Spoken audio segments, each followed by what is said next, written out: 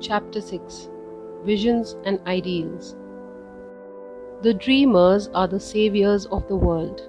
As the visible world is sustained by the invisible, so society, with all their trials and sins and sordid vocations, are nourished by the beautiful visions of their solitary dreamers. Humanity cannot forget its dreamers. It cannot let their ideals fade and die. It lives in them. It knows them in the realities, which it shall one day see and know.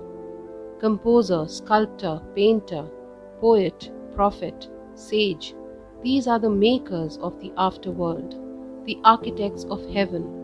The world is beautiful because they have lived. Without them, laboring humanity would perish. Those who cherish a beautiful vision, a lofty ideal in their heart, will one day realize it. Early explorers cherished a vision of another world, and they discovered it. Astronomers fostered the vision of a multiplicity of worlds and a wider universe, and they revealed it. Buddha beheld the vision of a spiritual world of stainless beauty and perfect peace, and he entered into it. Cherish your visions, cherish your ideals, cherish the music that stirs in your heart, the beauty that forms in your mind, the loveliness that drapes your purest thoughts, for out of them will grow all delightful conditions, all heavenly environment. Of these, if you but remain true to them, your world will at last be built. To desire is to obtain, to aspire is to achieve. Shall your basest desires receive the fullest measure of gratification, and your purest aspirations starve for lack of sustenance? Such is not the law. Such a condition of things can never obtain.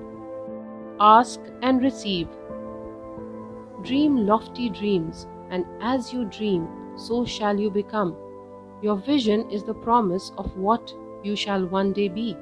Your ideal is the prophecy of what you shall at last unveil. The greatest achievement was at first and for a time a dream. The oak sleeps in the acorn, the bird waits in the egg, and in the highest vision of the soul a waking angel stirs. Dreams are the seedlings of realities. Your circumstances may be uncongenial, but they shall not long remain so if you but perceive an ideal and strive to reach it. You cannot travel within and stand still without. Here are youth hard pressed by poverty and labor, confined long hours in an unhealthy workshop, unschooled and lacking all the arts of refinement. But they dream of better things. They think of intelligence, of refinement, of grace and beauty. They conceive of mentally built up an ideal condition of life. The vision of a wider liberty and a larger scope takes possession of them. Unrest urges them to action, and they utilize all their spare time and means, small though they are, to the development of their latent powers and resources. Very soon, so altered have their minds become that the workshop can no longer hold them. It has become so out of harmony with their mentality that it falls out of their life as a garment is cast aside, and with the growth of opportunities which fit the scope of their expanding powers, they pass out of it forever.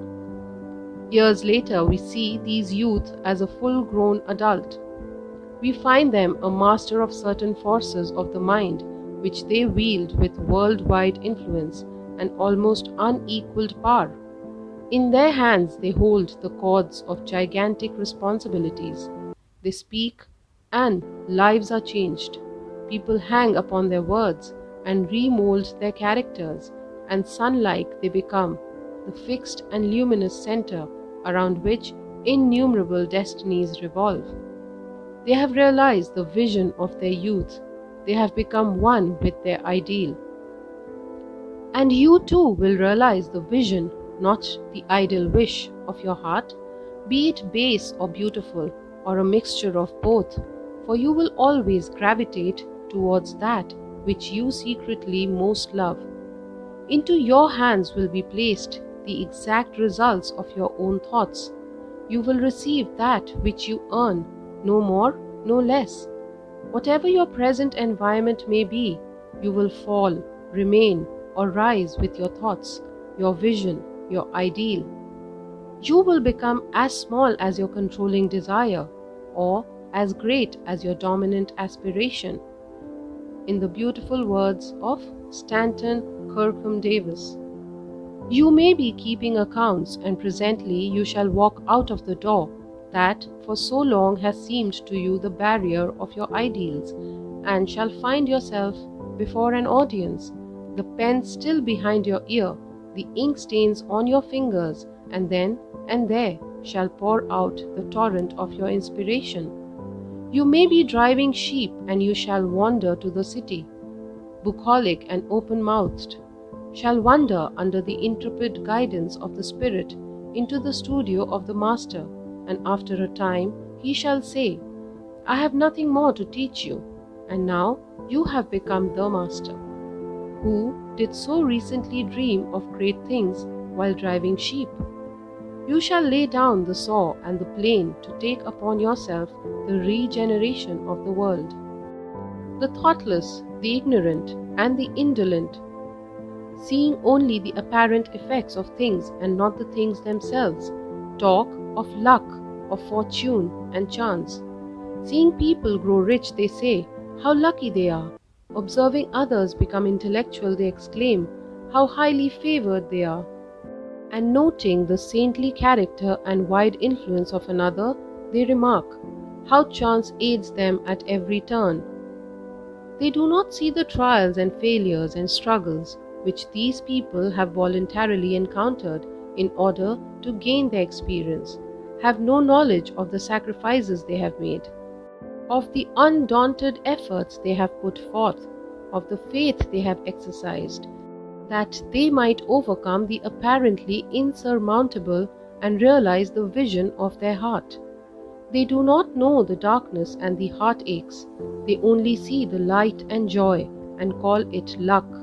Do not see the long and arduous journey, but only behold the pleasant goal and call it good fortune. Do not understand the process, but only perceive the result and call it chance. In all human affairs there are efforts and there are results, and the strength of the effort is the measure of the result. Chance is not.